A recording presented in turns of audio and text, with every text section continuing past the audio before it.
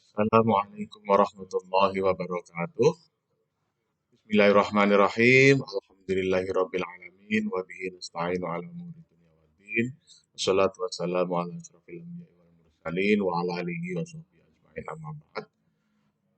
Bapak Ibu, kawan-kawan, sahabat-sahabat dan adik-adik, selamat bertemu kembali dengan Ainur Rafiq dalam channel.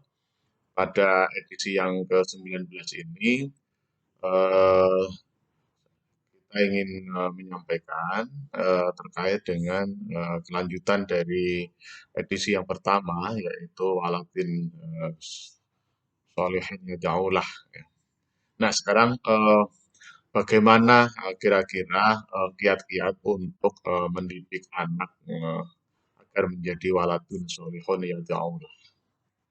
Bapak Ibu yang kami hormati, eh, ada 4 prinsip ya, 4 prinsip untuk mendidik anak agar anak-anak kita agar menjadi waladun solihun yada'ulah. Yang pertama tentunya adalah keteladanan. Itu yang pertama. Jadi ketika orang tua menyampaikan nasihatnya kepada putra-putrinya tercinta, tapi ternyata orang tuanya tidak memberi keteladanan, itu sulit anak-anak kita akan menerima nasihat itu. Nah, oleh karena itu, keteladanan ini menjadi sangat penting bagi orang tua untuk anaknya.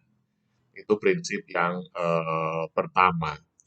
Kemudian yang kedua adalah ketika orang tua atau kita atau adik-adik yang menjadi bapak ibu baru ya, menjadi bapak ibu baru, ketika kita menyampaikan atau mengkomunikasikan nasihat kita atau pendidikan kita, didikan kita kepada putra-putri kita, maka kita harus atau sebaiknya atau seharusnya menyampaikannya dengan ucapan-ucapan yang positif ya. Dengan ucapan-ucapan yang positif, jadi tidak yang bersifat apa yang tidak berisi ucapan-ucapan yang negatif ya. Kami kalau kita istilahkan bahwa ucapan yang positif, kalau dalam ada semacam statement yang mengatakan bahwa eh, sebaik-baik seindah seindah-indah seindah-indahnya kata adalah doa. Jadi ketika kita mengkomunikasikan kepada putra-putri kita, itu kita menyampaikan hal-hal yang menyampaikannya dengan itu yang kedua. Kemudian yang ketiga itu adalah ketika eh, kita melihat anak kita, misalnya ada 3 atau ada 4 misalnya, atau ada 2 misalnya, kita sebagai orang tua itu jangan sekali-sekali membandingkan antara yang satu dengan yang lain. Karena bagaimanapun juga yang namanya anak, namanya manusia itu pasti berbeda, ya, pasti berbeda. Meskipun genetikanya sama dari kita sebagai bapak dan ibu, tetapi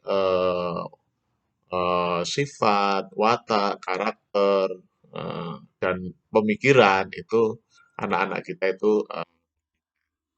Nah, kemudian yang terakhir itu yang prinsip yang terakhir adalah kita seharusnya dan kewajibannya adalah memberi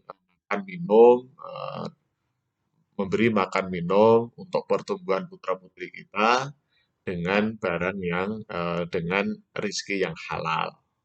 Ya. Itu adalah 4 prinsip. Nah, ketika kita membahas tentang prinsip yang pertama yaitu keteladanan, saya kira memang sudah menjadi apa? Sudah menjadi ajaran dari Rasulullah Muhammad SAW bahwa keteladanan itu menjadi sangat-sangat krusial dan sangat penting. Dan itu dicontohkan langsung oleh Rasulullah Muhammad SAW sehingga ketika kita sebagai orang tua itu bisa meneladani Rasulullah Muhammad SAW sebagai orang tua. Jadi sebagai ayahnya atau sebagai bapaknya Dewi Fatimah. Eee, itu, sebagai orang tua, kita bisa meneladani Rasulullah Muhammad SAW. Sehingga, sering kita dengar sebuah ayat, Bismillahirrahmanirrahim, "Laqad kana lakum fi Rasulillahi uswatun hasanah." Jadi memang di dalam diri Rasulullah Muhammad SAW itu terdapat, uswah hasanah yang sangat, baik ya. Dan itu bisa kita praktekkan dalam posisi kita sebagai orang tua. Nah, eh, salah satu dari implementasi keteladanan itu adalah bahwa Rasulullah itu tidak pernah memberi nasihat atau berkomunikasi dengan putrinya itu dengan perkataan-perkataan yang negatif ya. Dengan perkataan yang negatif. Sehingga sehingga apa yang disampaikan, apa yang dilakukan oleh Rasulullah, apa yang disampaikan secara lisan kepada eh, putrinya, dalam hal ini adalah Dewi Fatimah, itu hal-hal yang positif. Nah, maksudnya yang kita mengkomunikasikan dengan hal yang positif itu gimana? Ini juga secara psikologis itu juga akan berpengaruh nanti terhadap perkembangan putra putri kita. Jadi misalnya gini, eh, putra kita atau putri kita itu melakukan sesuatu, sebenarnya tidak tidak apa-apa sebenarnya, tidak tidak melanggar. Nah, cuma karena kita sedang sibuk dan sebagainya, atau kita sedang ini meminta anak-anak kita untuk anteng, katakan untuk tenang, kita mengatakan jangan begitu, jangan begini, dan selanjutnya. Sehingga ketika ada kata-kata jangan begitu, jangan begini, itu adalah sebuah ucapan yang bentuk komunikasi yang negatif. Sehingga ketika seseorang atau atau putra-putri kita itu ingin berkembang pemikirannya, ingin berkembang sifat ingin tahunya, ingin berkembang tenaga dan gerakannya itu menjadi terhalang dengan adanya kata-kata jangan ini dan jangan itu. Nah, kemudian ini yang lebih penting lagi itu yang prinsip yang ketiga yaitu kita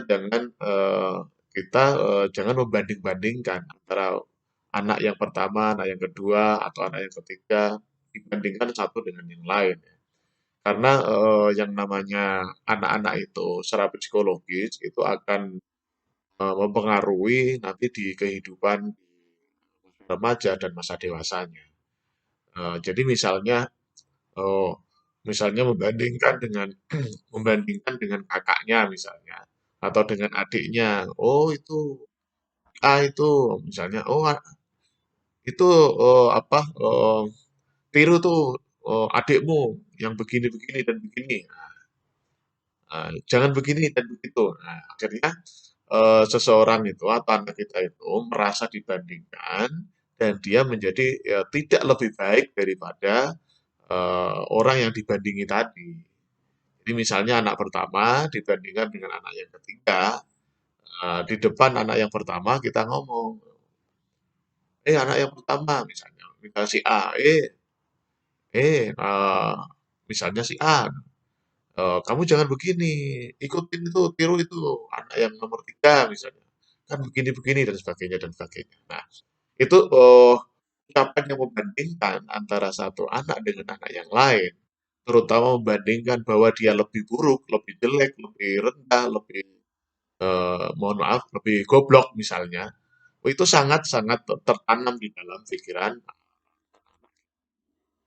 Dan yang terakhir yaitu terkait dengan memberi makan dan minum dengan rezeki yang halal, saya kira kita semua paham bahwa apapun yang dimakan oleh putra-putri kita itu sangat berpengaruh terhadap jiwa dan pemikiran serta darah yang mengalir di dalam tubuh putra putri kita. Sehingga kita sebaiknya memberikan rizki yang apa memberikan makan minum dari rizki yang halal.